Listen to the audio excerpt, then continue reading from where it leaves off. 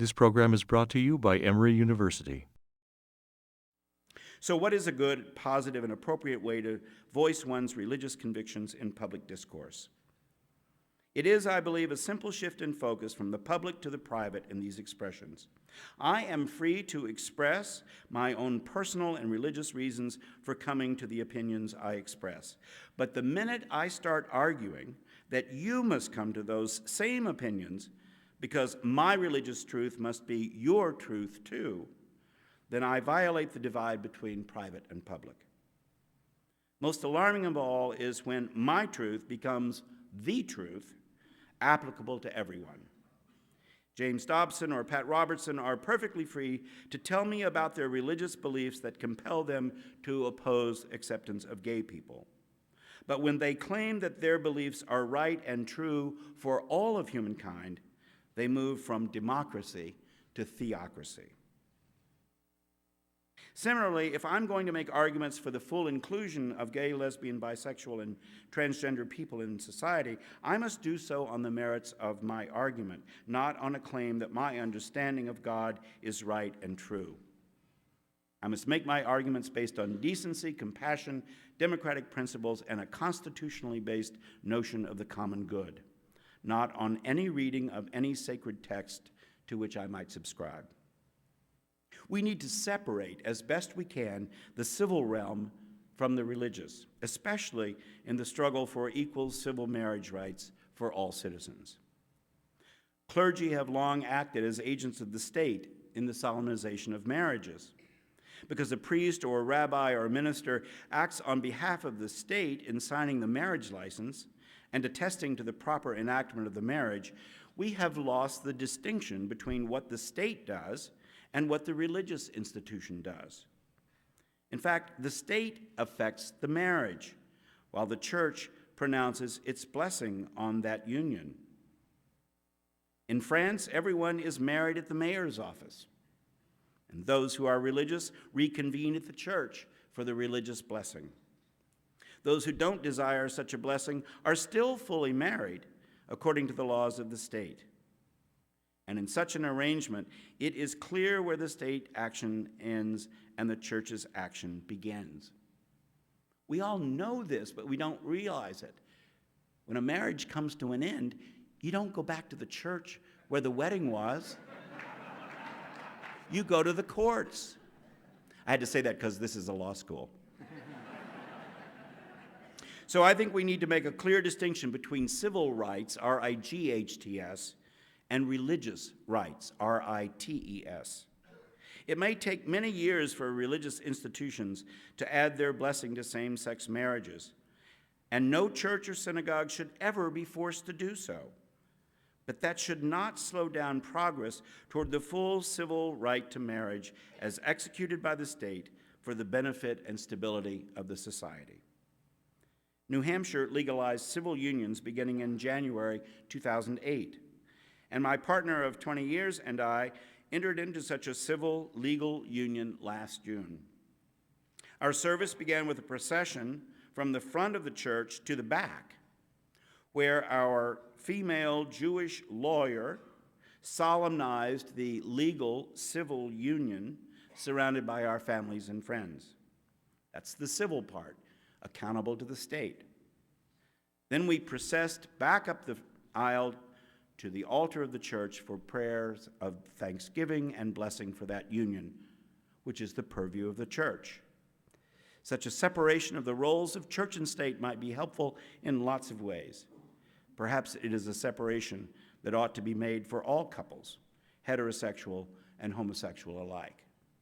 I've actually suggested to my clergy that they find someone in their congregation who is a justice of the peace or wants to become one. And so when a nice heterosexual couple comes and says they want to be married, the priest says, well, let me tell you how we do weddings here at St. Swithin's by the gas pump.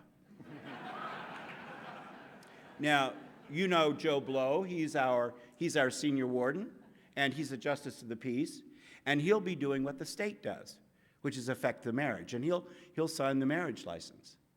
And then, rather seamlessly, I'll take over and do what the church does and offer the church's blessing and prayers for the marriage. Think of the kind of ripple effect of that. Think of all the people who come to weddings who are not even associated with that church. Think of the educational value of separating church and state, knowing where one ends and the next begins. So, in closing, I am hopeful about the future. Christians are hopeful by nature, not because we have any special confidence in the desire or ability of human beings to do the right thing. That is mere optimism. But we believe and we have confidence in God to keep prodding and inspiring and calling us to do the right thing. That is hope. My faith tells me that God is always working for the coming of the kind of kingdom in which all are respected, all are valued, all are included. I believe that the Holy Spirit is working within the church and within the culture to bring that full inclusion about. And in the end, God will not be foiled. In the end, God wins. In the end, God's justice wins. But in the meantime, you and I need to work with all our might and intellect and dollars and all our hearts to bring that new world into existence. Thank you.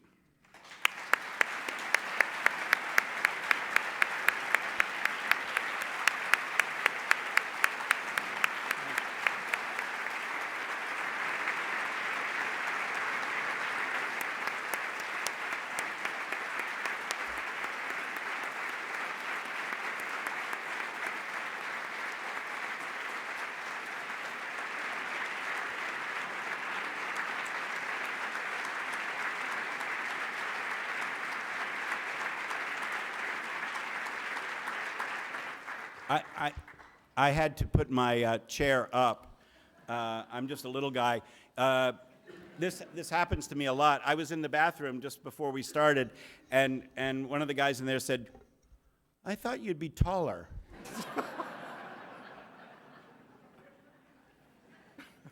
Bishop Robinson, what you lack in height, you certainly have in stature.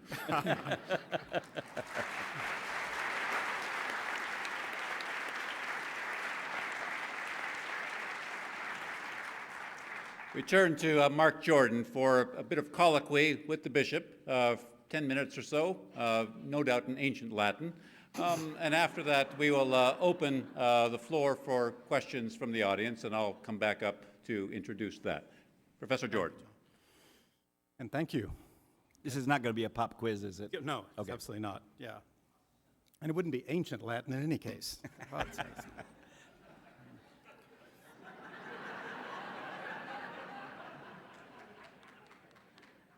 I wondered if we could talk a little bit about the relation of misogyny to heterosexism as it affects especially church politics. I'm sure you've heard, I've certainly heard from a number of people, that they regard the current fights and all that you've had to endure as a result of your consecration as round 2 of women's ordination, which suggests that there's something running underneath both.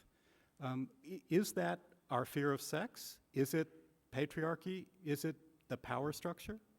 Yeah, I think all of the above. But many people believe that the ordination of women was the first shot across the bow, if you will, and this is but a continuation of it. And the people that have been the most vocally opposed to, not all, but the leadership of those most vocally opposed to my consecration and so on, and several of whom have left the Episcopal Church now, were, generally speaking, the same people who were opposed to the ordination of women in the first place.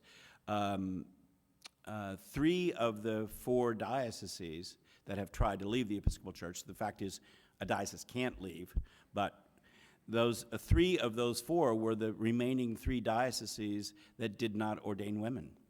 San Joaquin, Fort Worth, and Quincy. So I think there's very much a connection here. And I do think that we need to push ourselves about the ways in which these things are connected, and how the topic of gender really runs through all of this, and how it's connected to patriarchy. I don't think we will ever tease this apart enough to really understand it until we get brave enough to do that. One of the interesting things that I think gay and lesbian couples have to offer discussions about the nature of marriage is that many of those patriarchal roles are, many of the roles in marriage are assigned sort of according to patriarchal models. And, two gay men have to decide if they're dancing, who leads. That's already figured out for you if you're a heterosexual couple. Now, you may choose not to do it, but if you choose to be mindless about it, we've all got this sort of default built in that lets us get away without being mindful. So I do think that most of the controversy in the church over the last 35 years has focused around these issues, and I also think it was true certainly in the 70s with the empowerment of women and the Roe versus Wade. I mean, a lot of that had to do with, how much power are we going to let women have over their bodies? I mean, I think there are just all kinds of connections here. Interestingly, that retreat I told you about with the 75 Roman Catholic priests, it was a very difficult retreat because, I felt sorry for them. They got away from their home settings for a week, and I didn't want to rain on their parade. I mean, they didn't need to be beat over the head by me, and I had felt very called to lead this retreat. But that was the last thing God said to me was, like, lead this retreat. God had not been at all clear about what it was I was supposed to say. And I realized by about the third day that I didn't know what I was supposed to say. And I shared that with these guys. I mean, when was the last time I was just a group of all men like that? It's weird. So it all of a sudden occurred to me, I wasn't going to tell them to come out. That's easy for me to say. A lot of them couldn't come out. It was not safe and so on. And it occurred to me, and I said to them, maybe you ought to go back to your parishes and work for the ordination of women in the Roman Catholic Church. Because I don't think you're going to solve the gay thing until you solve the girl thing. And I've heard from a number of them, and that is exactly what they've done. It was a way for them to move forward and move their institution forward, which I was telling them they needed to be thinking about. Otherwise, this is just sort of a once-a-year gay fraternity. But it was a way for them to not put their entire lives and careers at risk and still move their institution along, because I think the two are so tied. All right. Can we talk a little bit more about moving the institution along? Especially in the last year, you've been in the thick of politics, the Anglican Communion.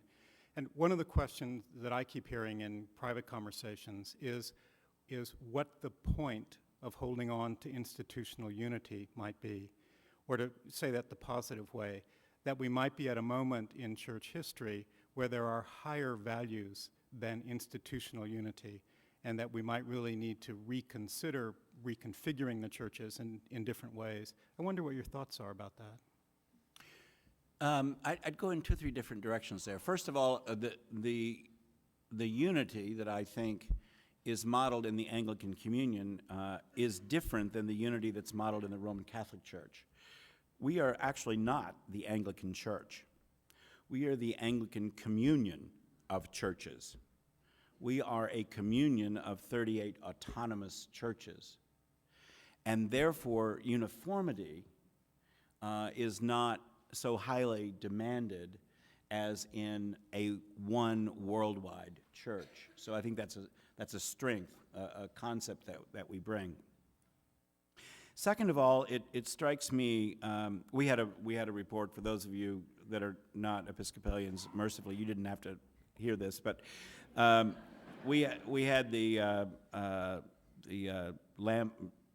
Windsor report, that's what it was. I've repressed the whole thing.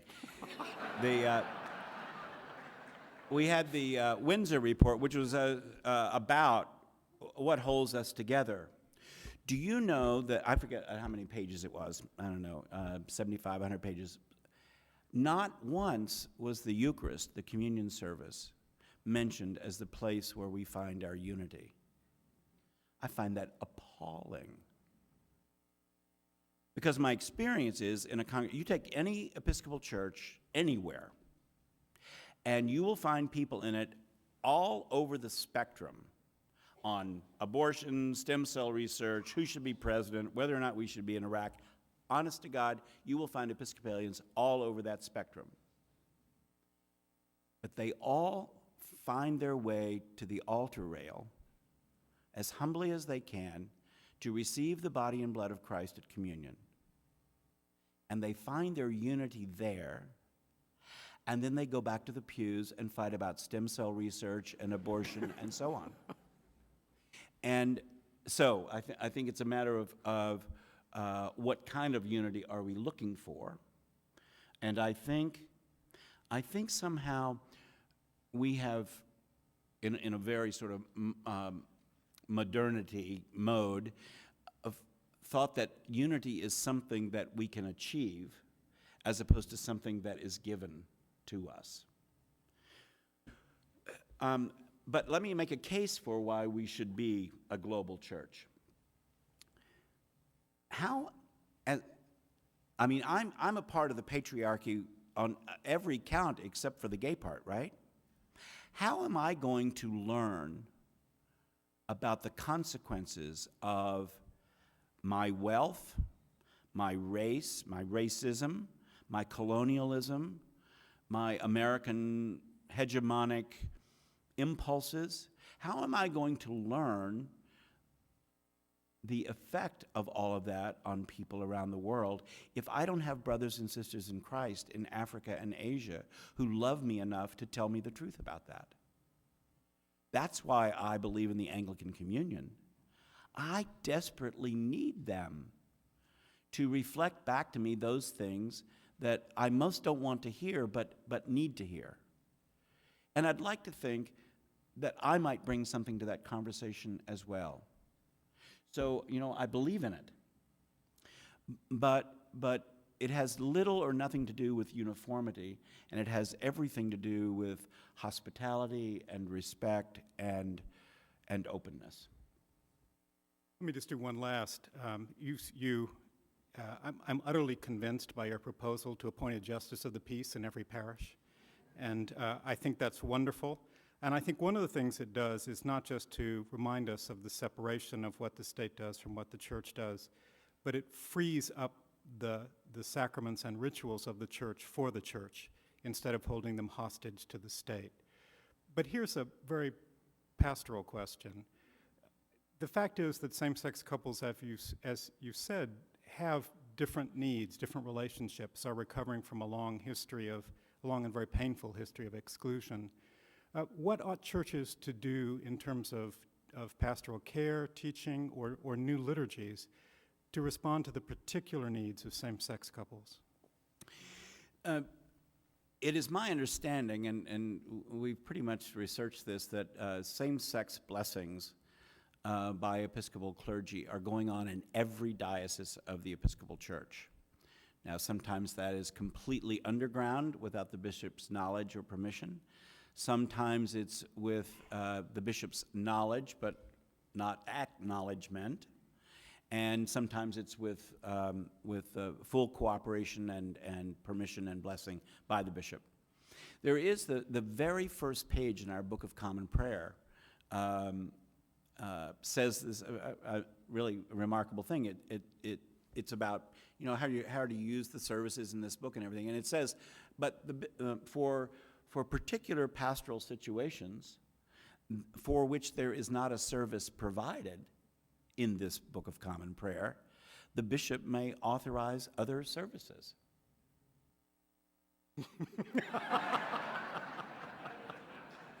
I'm a bishop.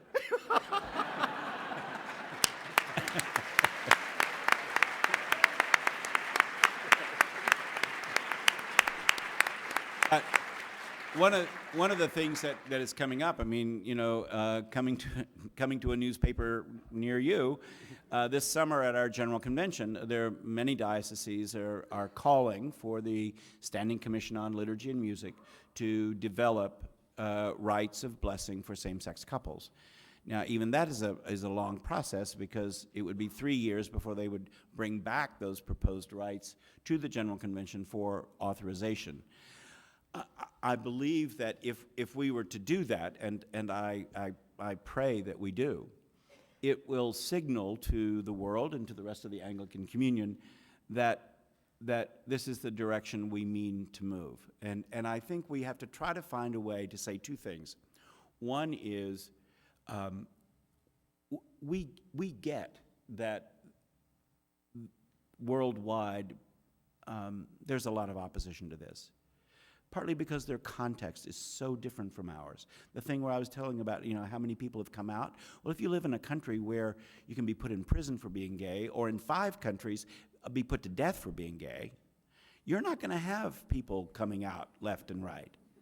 So, of course, those bishops and those clergy have not sat in a room and talked with faithful Anglicans who happen to be gay. So, on the one hand, I really get it that they don't understand our context, not much as we don't understand theirs. On the other hand, what I'm hoping for this General Convention is that the Episcopal Church will stand up and say that, and say, however, you know, we just have to be the church that God is calling us to be. We just have to. God says to Isaiah, you know, who will go for us, and whom shall I send? And Isaiah says, here am I, send me.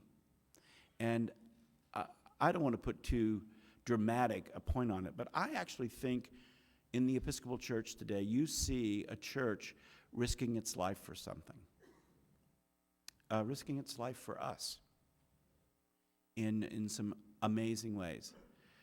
Lots of other denominations are looking our way to see how this is going to work out. And if it doesn't work out so well, I think they may go further back into their own closets. And if it does work out well, then I think we can be humbly proud that we heard God's call and said, here we are, send us.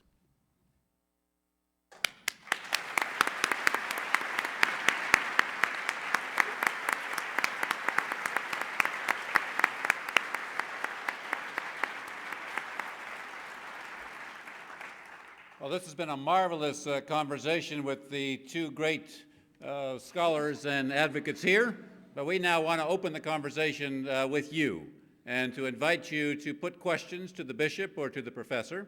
I have 3 brief rules, if I may.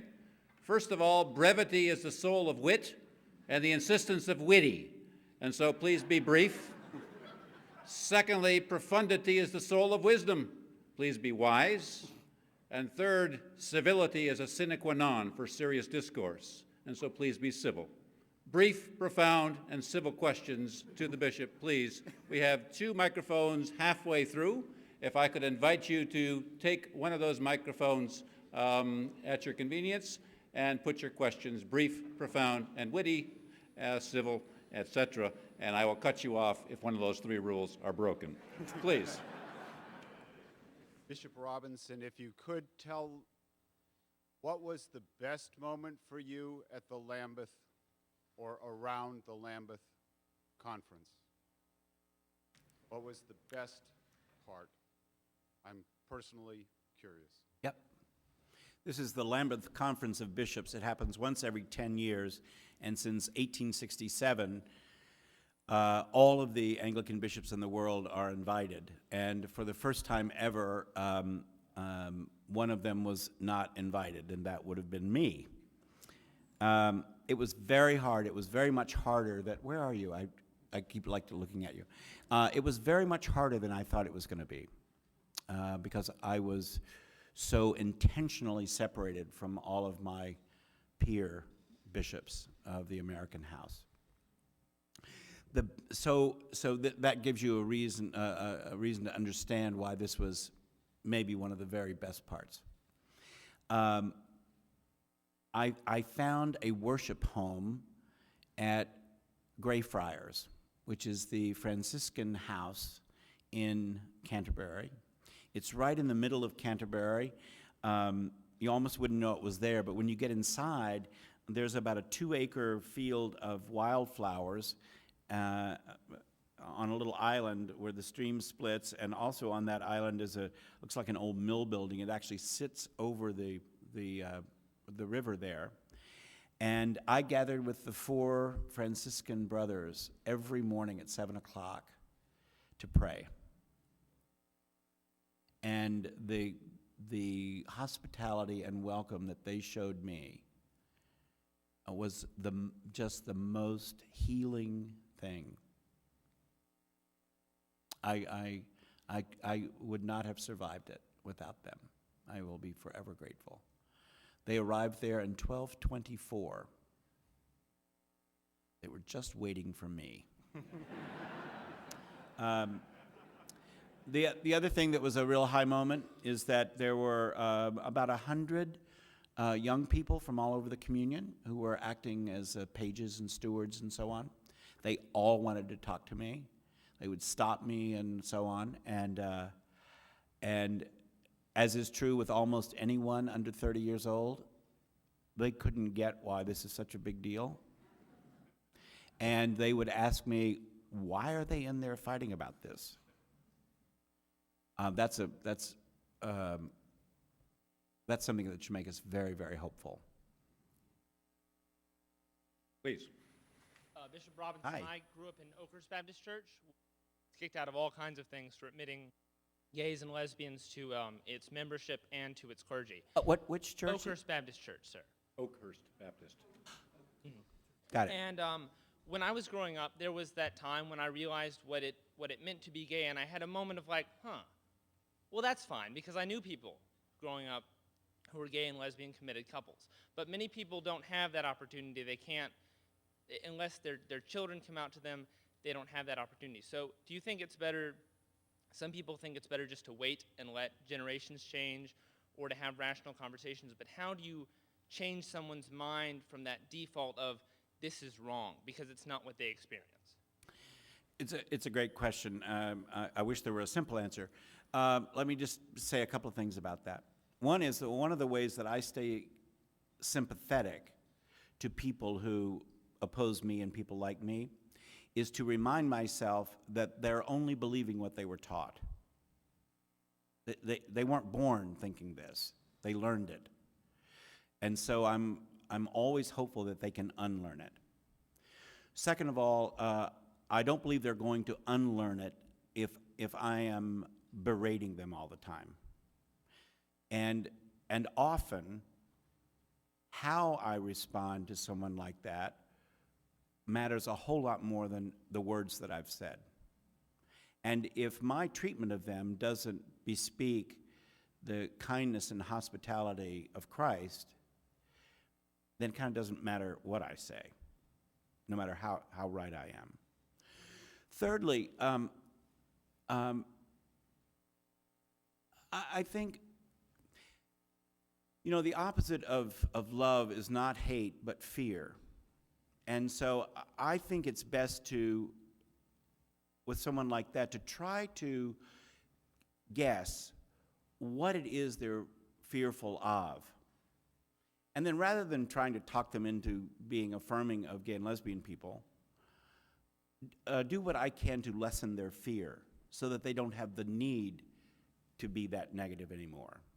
It's a sort of a good strategy around any issue, really, is to assume that it's coming from a fearful place. And what can I do to reassure this person that they have no need to fear in this way?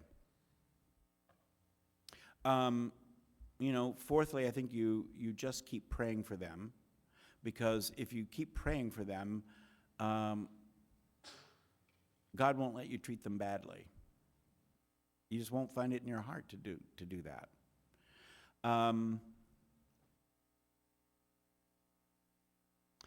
And there is nothing more powerful than sharing your story. That's always true. That's why when a gay or lesbian person comes out to you, they're just giving you this astounding gift. I think making ourselves known to someone else is what a person of faith does, and it was modeled for us by God's self. In the burning bush, when God reveals God's name to Moses, it's an act of self-revelation. It's an astounding moment of vulnerability. Everybody talks about how omnipotent and omniscient and all that stuff that God is. I think God is omnivulnerable. God is always making God's self vulnerable to us. And for Christians, God made God's self most vulnerable in the person of Jesus. God laid all of God's cards on the table and said, "This is how much I love you. Can you believe it? I will take you back no matter what." No playing the cards close to your chest. It's about that. So I think, and over time, I think that kind of thoughtful, prayerful, kind, and hospitable manner will win the day. And if all of that doesn't work, yeah, they're going to die.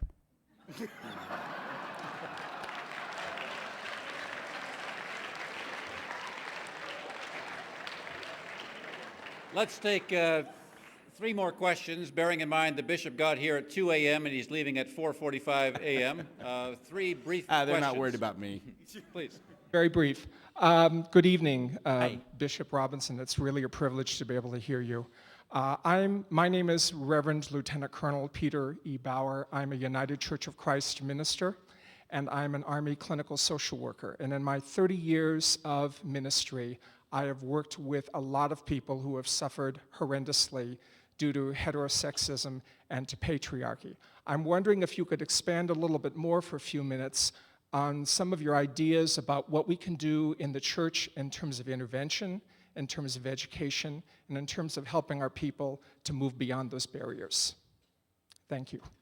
I think, well, let's see. That's a great question. Men's groups would be a great idea. I'll tell you why I say that. I think, have you ever noticed that when men and women are in the group together, the men tend to let the women handle all the emotional burden of the group? And when you only have men in the group, then they have to begin to take some responsibility for that. I also base it on something I learned in anti-racism training. One of the pivotal moments for me was I had an African-American woman say to me, "You know what? I am tired of coming to all you white people's conferences. You put us in the middle of the room and you want us to talk about racism. Have your own damn conferences. All you white people talk about racism." And, so there's a little about, it would be really refreshing if men gathered for 3 Sundays in Lent to talk about these issues. That would be a step forward. Or maybe, this would be kind of interesting. I haven't thought of any of this. Let men and women come, but one week let all the men be in a fishbowl and all the women just listen. And then the next week let all the women be in the fishbowl and the men just listen. And then maybe the third week have them talk together. So I think some of the ways of surfacing some of that stuff. Almost everything that I know about sort of my own movement I learned in the civil rights movement and the anti-racism stuff. But getting white people to understand their privilege is like trying to get a fish in an aquarium to understand the concept of water.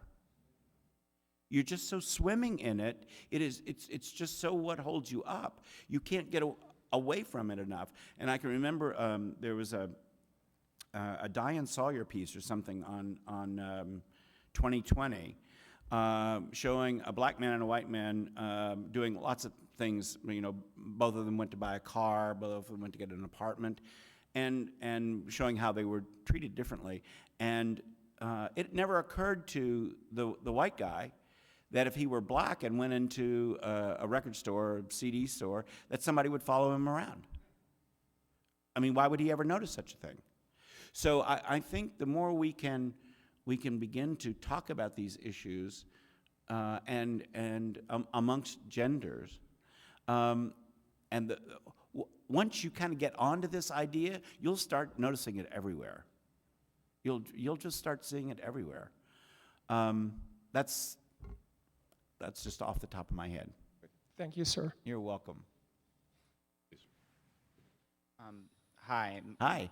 My name is Zach Gunter, and I'm a student at Georgia State University downtown here in Atlanta. It's a privilege to be speaking to you. I Thank admire you. your work. You're in my prayers every day. I identify as bisexual, and so therefore in a dichotomous society, I'm well aware of what is black and white, and what's right and what's wrong. But in 2008, I was confirmed in the Roman Catholic Church. I converted. I was atheist. And my faith really means a lot to me. Since I Yes. moved to Atlanta and got further active in the LGBT community as well as advocacy for that, I'm finding a lot of flack both within the church and outside with the people that I'm fighting with, as far as me being Catholic and or Christian in a society that thinks that our lifestyle is wrong. I've struggled with it a lot, and I think that, I guess what I'm asking is, like, with the church, I've wondered whether I should just leave behind the faith and call it quits, being asked to choose between the two, or if I should stick through it and have to feel like the struggle. I think that being in the LGBT community as well as being religious, that's a hard thing to describe to people, especially the leaders of the church. Okay, stay right there so I can see you. I want to just respond to 2 or 3 different things there, all of which is really good. First of all, don't end your struggle too soon. Everybody wants their anxiety to go away. That's a very human thing. But right in the middle of the anxiety is where you'll find your answers and where you'll find God. So don't end the anxiety by either giving up on the LGBT side or the religion side. Hang in there with this, because you're going to go someplace really good with it. I believe that. And God will help you. Around the bisexuality thing, it reminded me of something I wanted to say before. Let me tell you that I think that it's been useful for a while for us to have labels like gay and straight. Oops, then we had gay and lesbian and straight. We had gay and lesbian and bisexual and straight. Oh, gay and lesbian, bisexual and transgendered and straight. We're going to run out of letters pretty soon, right? Here's where I think we're headed. Wouldn't it, first of all, let's assume everybody here is heterosexual. The whole room is full of nothing but heterosexuals. But we're each... Hold your hand up if you think the guy next to you is gay. No. No. So just take a group of heterosexuals, or for some of you, take a room full of homosexuals. Okay, it doesn't matter. Each one has had a whole different set of experiences. Some are turned on by one thing, some are turned off by the same thing. Some were abused as children, some were not. Some have been in horrible marriages, some were not. We're all different. And where I think we're headed is acknowledging that there are as many sexualities as there are human beings. Yes. Each one of us is a completely unique sexuality. So eventually, I think we're going to get over these labels, and and just find our sexuality, whatever it is, as long as it's not abusive, as long as it doesn't take advantage of someone else, is mutual and so on. Then it seems to me, wouldn't it be a great thing if religious institutions could affirm us, whoever we are? I've often said that it's easier for a gay person to come out as gay to his straight friends than for a gay person to come out as religious to his gay friends. And that may be your ministry right now. And that's a fine ministry. Thank you very much. You're welcome. I'll pray for you.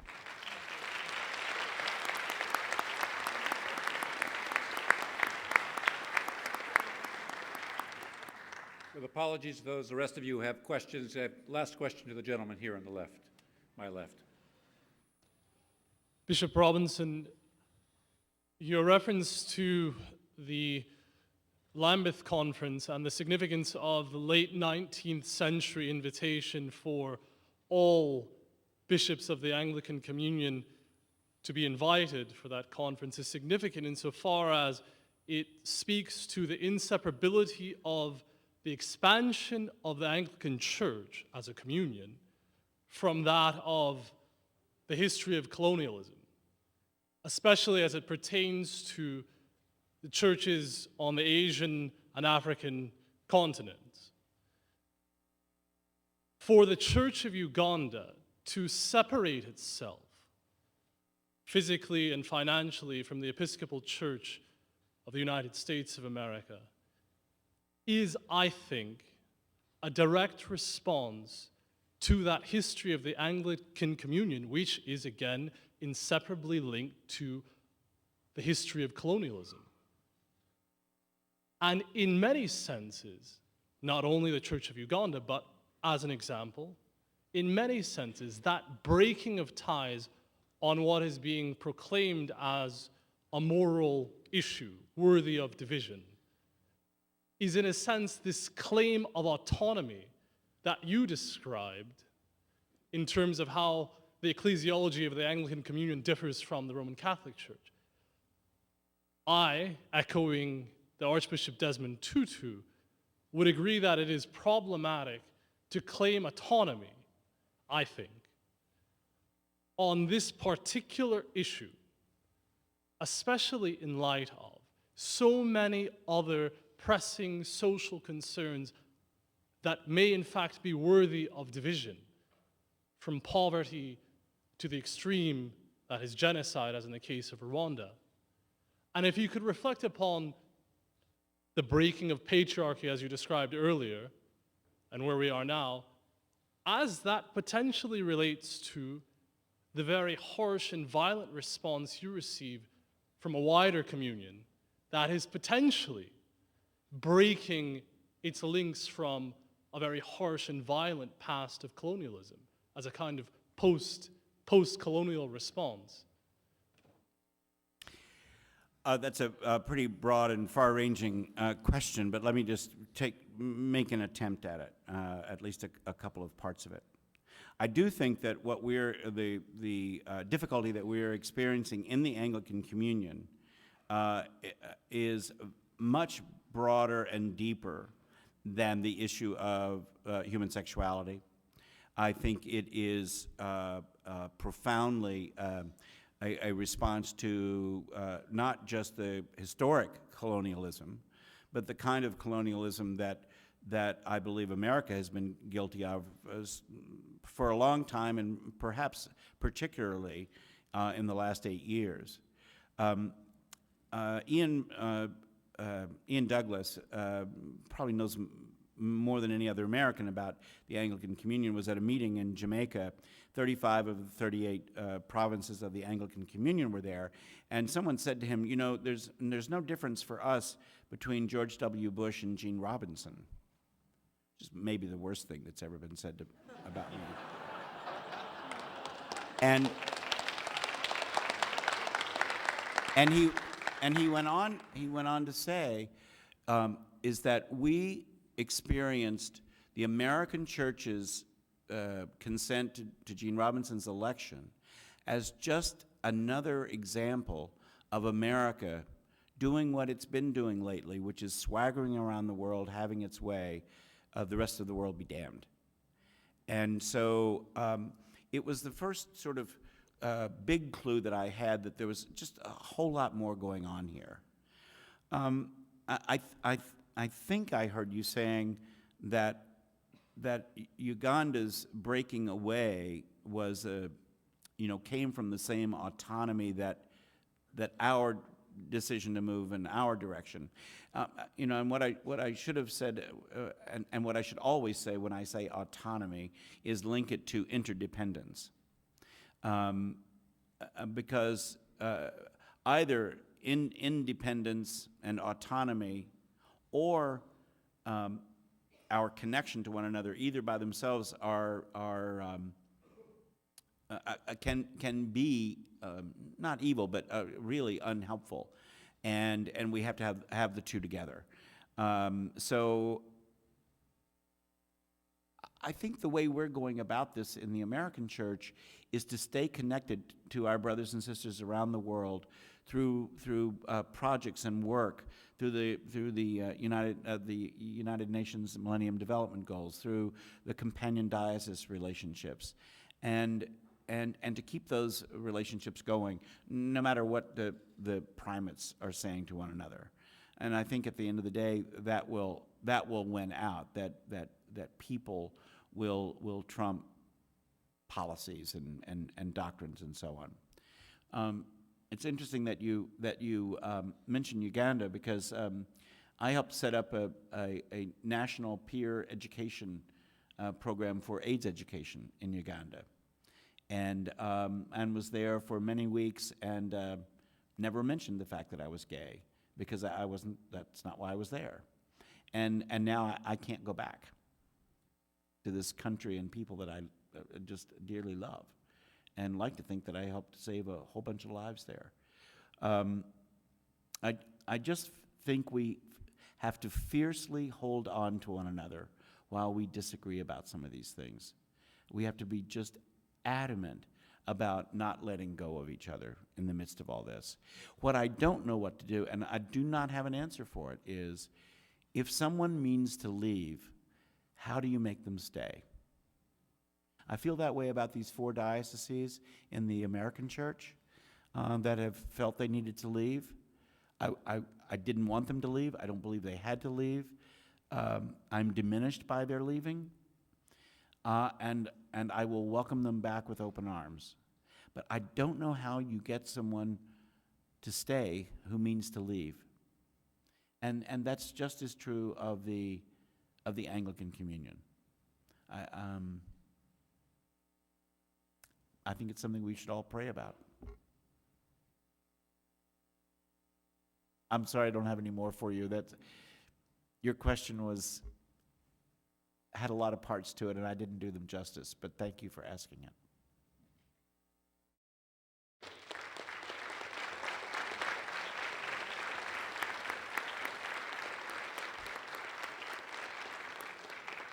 Ladies and gentlemen, we have been in the presence of greatness.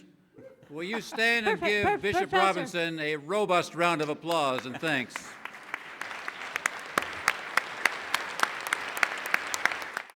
The preceding program is copyrighted by Emory University.